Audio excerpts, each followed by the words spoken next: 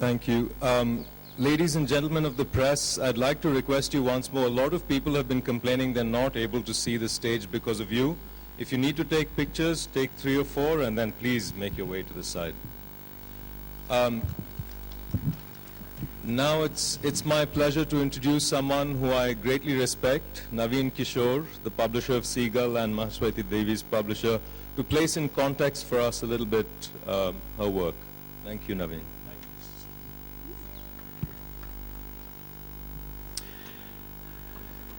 Good morning, everybody. This is an all-time first. This is my first public speech in 20 years. I have a disease. I see language, literature as image, not static, cinematic, like shutting one's eyes and letting the projector roll in no particular sequence or chronology. I learned to write with my eyes tightly shut. I have had to fight all my life to be the person I am by literally throwing my body into the fray each time. Body pele debo is my war cry. Please understand, this fight, this war is not only about human rights. It is about the right to be human and to be recognized as one. Mahasweta Devi is one of our foremost literary personalities, a prolific and best-selling author in Bengali of short fiction and novels, a deeply political social activist who has been working with and for tribals and marginalized communities like the landless laborers of Eastern India for years, and a socio-political commentator whose articles have appeared regularly in the Economic and Political Weekly, Frontier and other journals. Mahasweta Devi has made important contributions to literary and cultural studies in the country.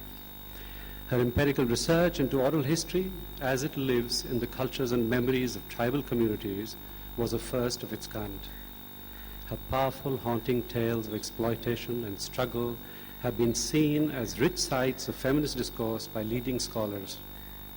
Her innovative use of language has expanded the conventional borders of Bengali literary expression.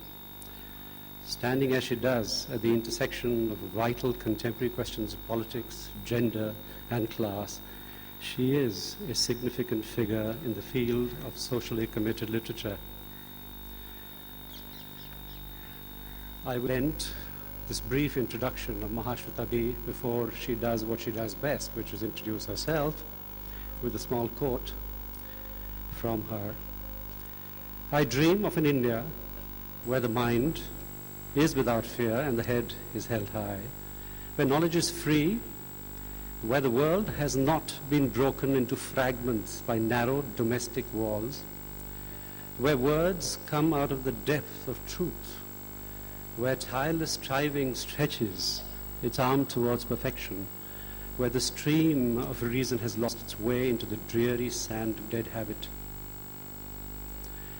I dream of an India to which the word backward does not and cannot ever apply. I wish to be third world no more, but the first, the only world. I wish for children to be educated. I wish for women to step into the light. I wish for justice for the common man, survival for the farmer, homes for the poor, and hope for all. I wish for death to cease, for poverty to vanish, for hunger to become a bad word that no one utters. I wish for the environment to be protected, to be loved and restored. I wish the land to be healed, the waters to be pure again. For the tiger to survive, I wish for self-reliance, for self-respect, for independence from the shackles of superstition. I wish for equal medical aid for all, for light and water, and a roof above every head. I wish for more and more books to be written, to be published in every language there is in the country. Let the words pour out, let the stories be told, let the people read, let them learn to read, to trace their fingers over each alphabet until they can spell their names, their addresses, until they can write for themselves. I know, I can, I will. Let us fight ignorance with knowledge. Let us battle hatred with logic. Let us slay evil with the sword of the pen. I wish for no more satis, no more dowry deaths, no more honor killings, no more flesh being bought and sold. Let no more parents sell their children to survive. Let no more mothers drown their daughters in the dead of night. Let the downtrodden awake. Let the ignored and marginalized, the forgotten faces of the muffled arise to claim their own. Let the pattern make room. Let these new threads find place. Let new colors set afire the tapestry. Set ablaze the future. Into that heaven of freedom let my India awaken again and again. It is a big dream, I know, but not an impossible one. This morning, she looked at me over breakfast, insulin injections, and said, I hope I don't let them down, meaning the literary festival people. That's your Mahasweta Devi. Welcome.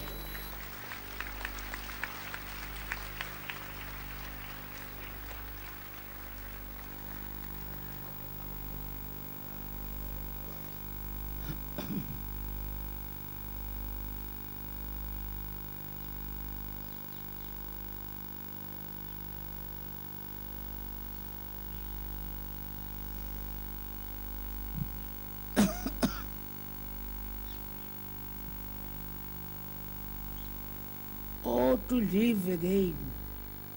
Was yesterday not full of 1,000 possibilities? That was the life. What has changed since then? You feel weak, insipid, a dreadful, debilitating listlessness worse than malaria. Malaria fever is far, far worse. You are alone. Oh, to live again. Words from my note where a writer in anguish, perhaps. At my age, the desire to live again is a mischievous one, having arrived at a netting distance from trapping my 90th year, like catching butterflies with nets of wonder, as the song goes. I must confess this is wishful thinking. Besides, look at all the damage I have already done by being around longer than was expected. At 88, or is it 7, I move forward, often stepping back into the shadows. Sometimes I am bold enough to step back into the sunlight.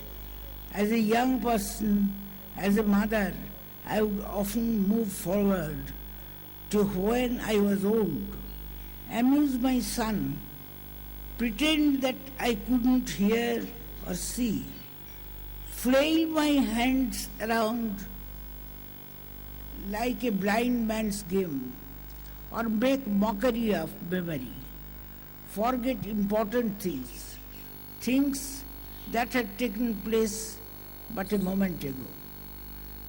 These games were for fun, now they are no longer funny. My life has moved forward and is repeating itself.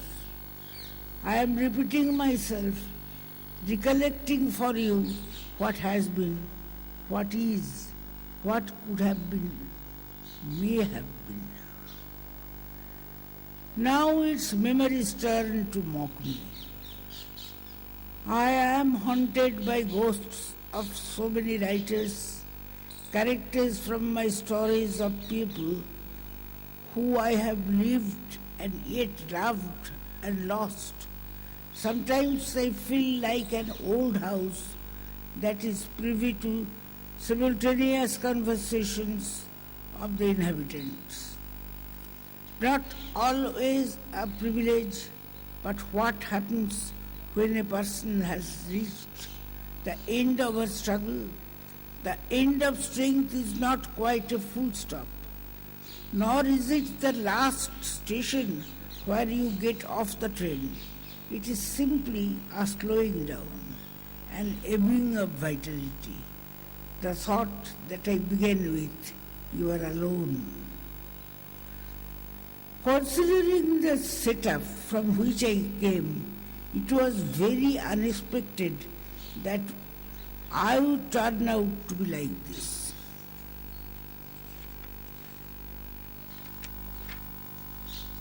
I was the eldest in the house. At that time, I know not if you have had the same experience. Every woman's first sex experience came from the family, and from a young age I had a strong physical attractiveness, as I have been told. And also, this also I knew, I felt it. At that time, we were very influenced by Tagore, was in Shantiniketan, falling in love. Whatever I did with great gusto. What kind of experience I have had? A lot. From 13 to 18, I was deeply in love with one of my remote cousins. There was suicidal tendency in his family, and he also committed suicide. Everyone started blaming me, saying that because he had loved me and hadn't got me, he had killed himself, which was not true. By that time, I was in close contact with the Communist Party and felt that it was such a waste at that young age. I felt, why did he do this? I was crushed. The whole family accused me.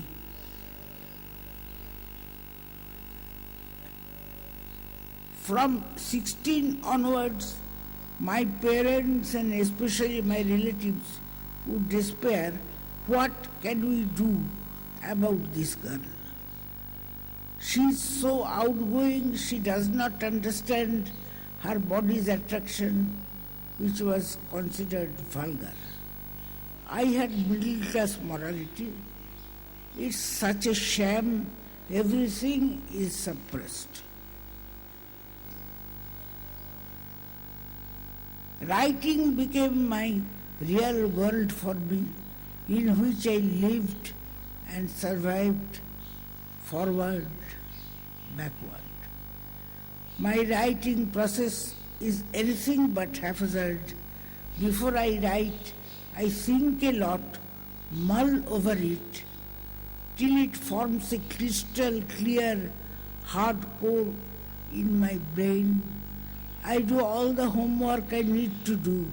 I take notes, talk to people, find out, then I start expanding it.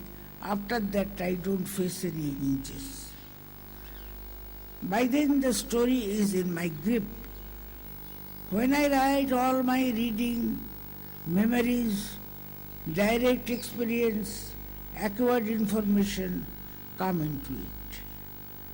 Wherever I go, I jot down things. The mind remains alive and I forget things too.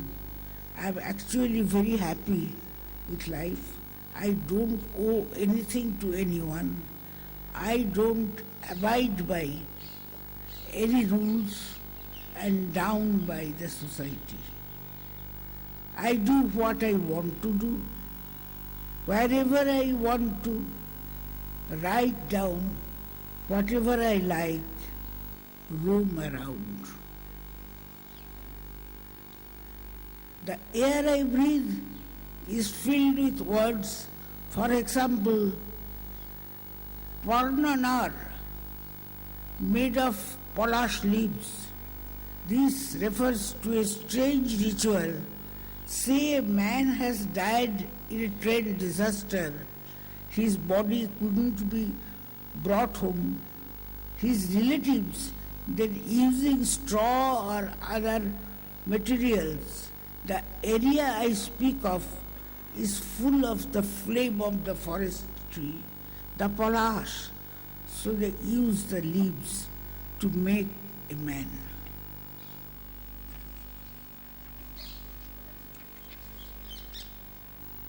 Pap Purush, something out of the folk belief, doomed to eternal life.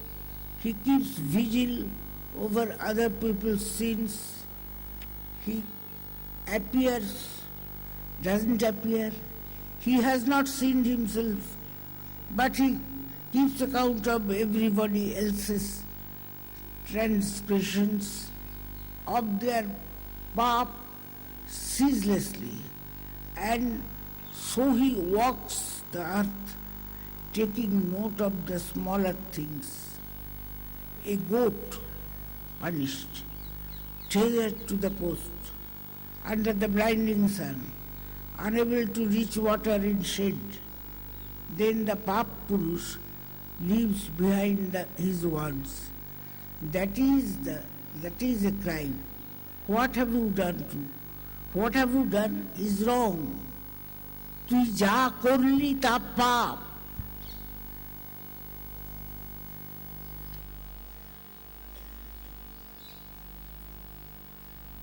Some unforgettable sin, and so now he is doomed to be a Pap Purush throughout all eternity. And in fact, there is never one Pap Purush. There are many, just as there are many places that believe in this. And there are many more beautiful words, Bengali words like charat, meaning planks, then Dak Sankranti. This refers to the Chaitra Sankranti.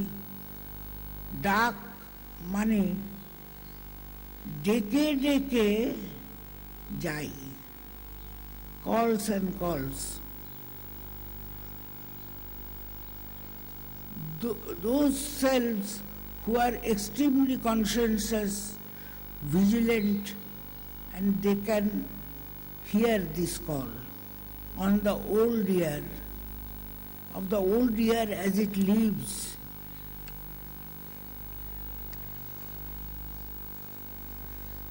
Questioning, the old year ends today and the new year begins tomorrow. What have you not done?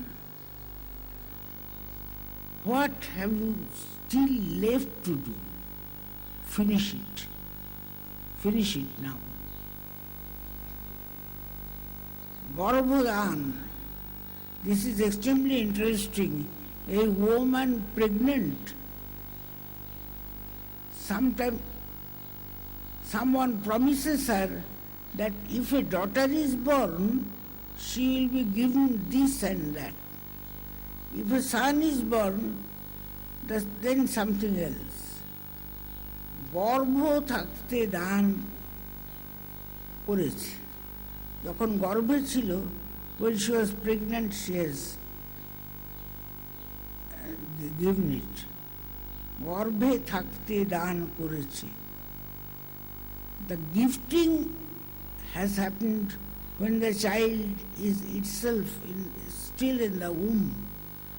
The legend claims that the unborn child can hear this and can remember and record it in its mind. Later, he or she may ask the person about the promise, about the Garbhodan. This is still done. Our India is so interesting. I take for instance the Pardhi tribe of the Maharashtra district tribals. Because they are tribals, girl children are in great demand.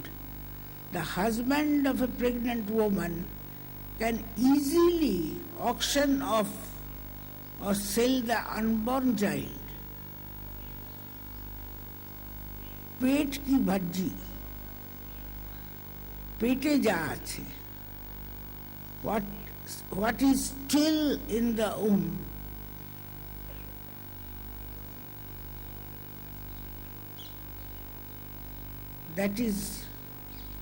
that's her property, and that can be gifted or something. Hell has many names. নরকের অনেকগুলো নাম আছে. One name which I like in particular is Oshipatra burn. There are so many kinds of hell. Oshi means sword. Patra is a kind of plant with sword-like leaves, and the entire forest is of such plants.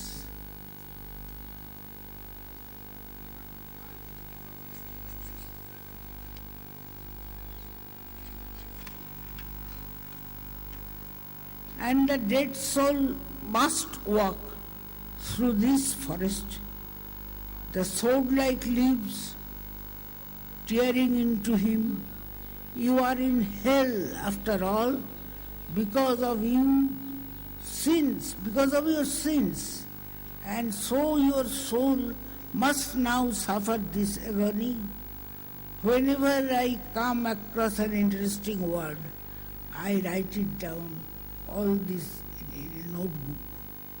Koto kotha, so many words, so many sounds. I have just been collecting them whenever I came across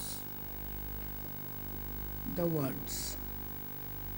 Let me end by telling you whether a theme I am going to write on when I have time, leisurely. I have been thinking about this for a long time. The only way to counter globalization, just a plot of land in some central place, keep it covered in grass, let there be a single tree, even a wild one, a wild tree. Let your son's tricycle lie there. Let some poor child come and play. Let a bird come and use the tree. Small things, small dreams. After all, you save your own small dreams, don't you? I claim elsewhere to have always written about the cultures of the downtrodden. How tall or short or true or false is this claim? The more I think and write and think more, the harder it gets to arrive at a definition. I hesitate, I falter, I cling to the belief that for any culture so old and ancient as ours to have survived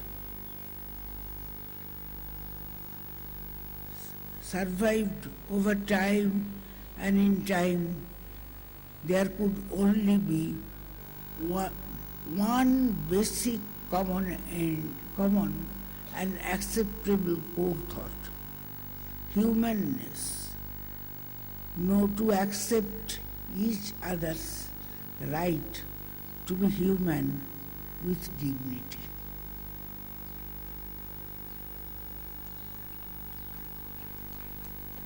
People do not have eyes to see. All my life I have been seeing small people with their small dreams. I feel as if They wanted to lock up all the dreams, but somewhere some dreams have escaped. A jailbreak of dreams. Durga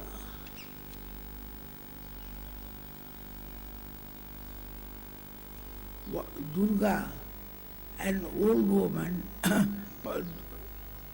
watching the train. I am speaking of the novel Pather Panchali, an old woman who simply craves sleep, an old pensioner who finally gets his pension. The people evicted from the forests, where will they go? Common people and their common dreams, like the health, the Naxalites,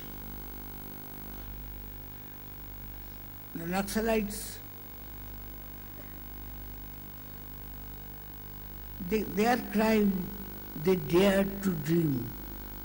Why shouldn't they be allowed to dream? As I have been saying for years, repeatedly, the right to dream should be the first fundamental right of the people. This then is my fight, my dream, in my life and in my literature. That is, there is my fight, my dream, in my life and in my literature and work.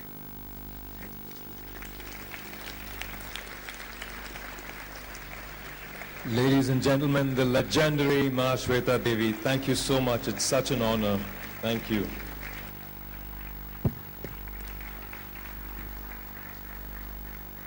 At this point, really,